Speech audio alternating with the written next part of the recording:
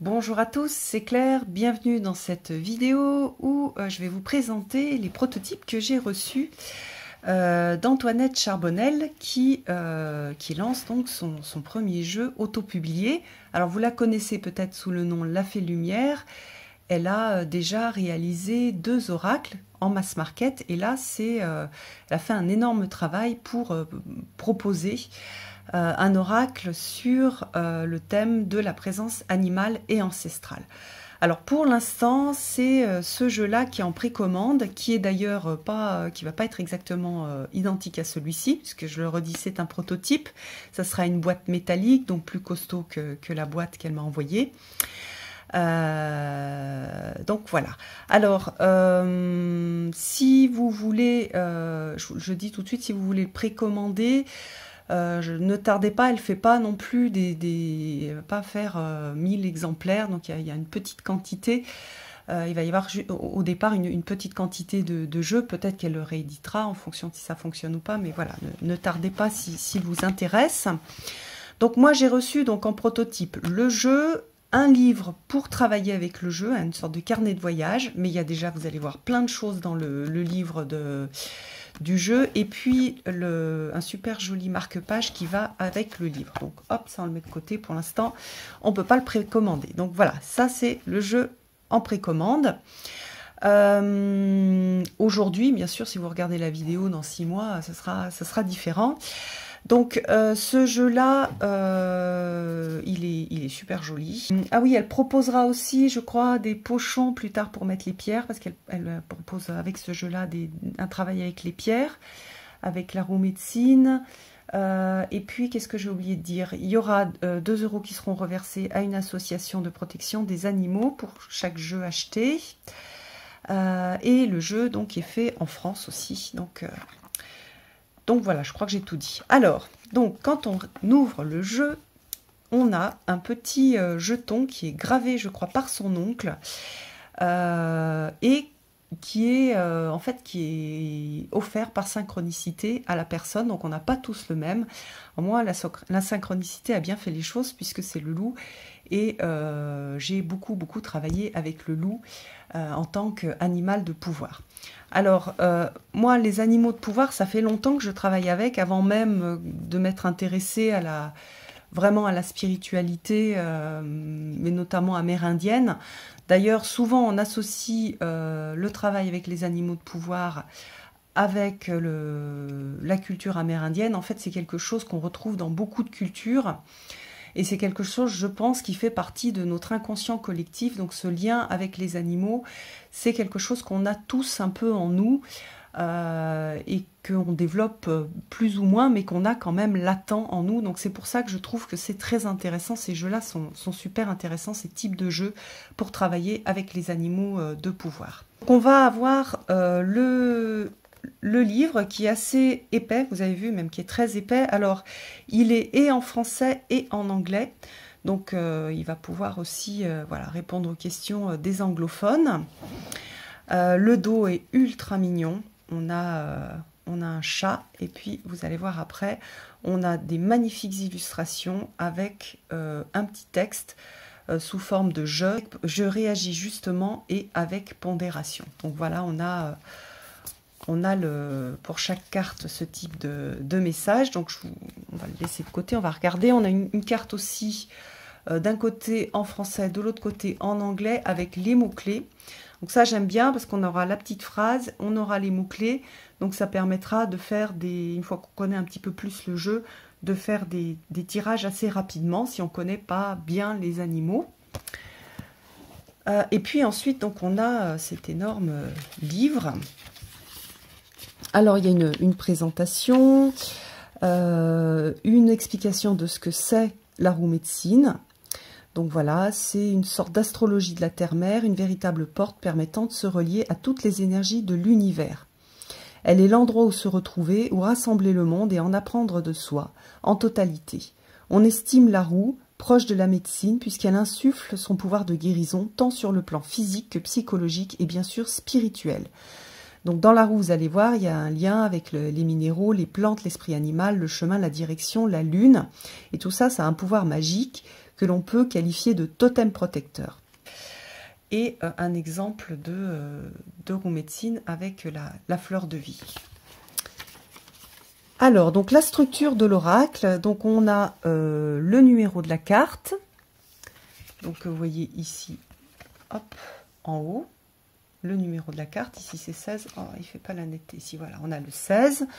On va avoir le titre et le mantra qui va s'y référer. On aura un minéral, une position sur la roue médecine, sa signification, les leçons de la carte et le message de l'animal en question. Vous voyez qu'on a quelque chose d'assez riche. Et vous allez voir, la structure est assez fournie. Et ça permet, alors moi je conseille au début de faire des choses très simples, de ne pas utiliser toute la structure et de petit à petit enrichir sa pratique en rajoutant des choses dans l'utilisation des cartes, avec l'utilisation des cartes. Donc il y a 36 cartes. Donc là on a le schéma de la roue de médecine. Alors si vous voulez l'utiliser, moi je vous conseille de faire une photocopie et de l'agrandir, qui te mène à la mettre dans un cadre pour pouvoir avoir quelque chose d'assez grand pour l'utiliser plus facilement. Donc on a les méthodes de tirage avec la carte clé, le tirage des esprits gardiens. Donc en fonction des tirages, on va tout utiliser ou juste une partie.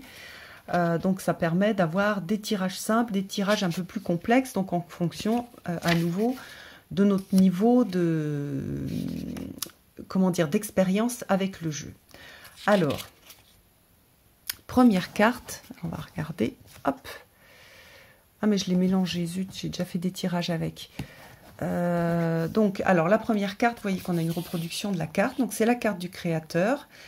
On a, donc ça c'est le nom de la carte, je me libère, je suis en paix. Vous voyez qu'ici, donc c'est le même texte que ce que l'on a sur la carte. On a l'animal de référence, le minéral associé, la position sur la roue médecine, les leçons de la carte, le message de la colombe.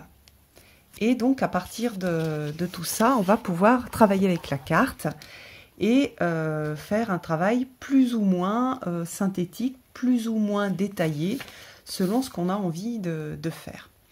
Voilà, donc c'est assez... à chaque fois, on va avoir ça, donc l'animal de référence, le minéral, la position sur la roue médecine, avec un peu la signification, les leçons de la carte et le message de la colombe. Alors moi, j'aime bien, par exemple dans la carte du jour, lire le petit message que l'on trouve ici, qui est un petit peu poétique, d'ailleurs qui n'est pas si petit que ça, hein, parce qu'on a un texte assez important.